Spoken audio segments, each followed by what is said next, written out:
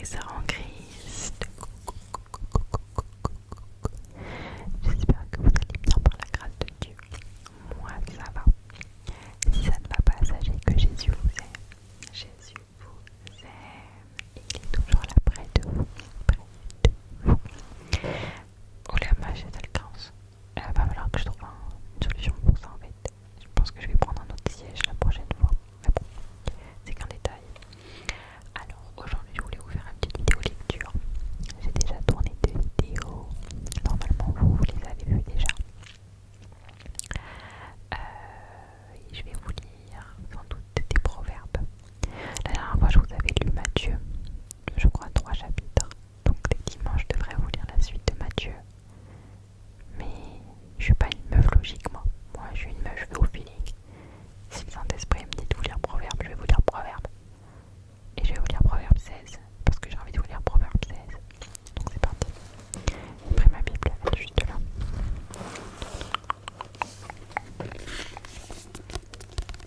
Je lis la Bible en version second 21. Il est bien tapis. Alors, j'ouvre ma Bible, c'est déjà Proverbe 16.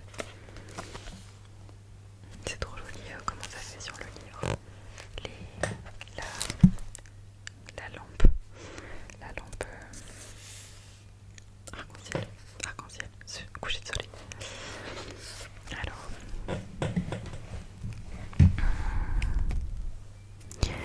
je vous lis Proverbe 16. Les projets que forme le cœur dépendent de l'homme, mais la réponse que donne la bouche vient de l'Éternel. Toutes les voies d'un homme sont pures à ses yeux, mais celui qui évalue les dispositions de l'esprit, c'est l'Éternel. Recommande ton activité à l'Éternel et tes projets seront affermis. L'Éternel a tout fait pour un but, même le méchant pour le jour du malheur. Tous ceux dont le cœur est orgueilleux font horreur à l'Éternel. C'est certain, ils ne resteront pas impunis. Par la bonté et la vérité, on expie la faute. Et par la crainte de l'Éternel, on se détourne du mal. Quand l'Éternel approuve les voies d'un homme, il dispose même ses ennemis à faire la paix avec lui. Mieux vaut peu honnêtement gagner que les grands revenus acquis injustement. Le cœur de l'homme peut méditer sa voie, mais c'est l'Éternel qui dirige ses pas. Des oracles sont sur les lèvres du roi, que sa bouche ne soit pas infidèle quand il juge. Le poids et la balance juste appartiennent à l'Éternel. Tous les poids du sac sont son œuvre. Les rois ont horreur des actes de méchanceté, car c'est par la justice que le trône s'affermit. Les rois sont favorables aux lèvres justes et ils aiment celui qui parle avec droiture. La fureur du roi est messagère de mort, mais un homme sage l'apaise. Quand le visage du roi s'éclaire, c'est un gage de vie. Sa faveur est pareille aux dernières pluies. Acquérir la sagesse vaut bien mieux que l'or. Acquérir l'intelligence est préférable à l'argent. La route des hommes droits évite le mal. Celui qui veille sur sa conduite se préserve lui-même. L'arrogance précède la ruine et l'orgueil précède la chute. Mieux vaut être humble avec les gens, modeste, je pense, oui, et que de partager un butin avec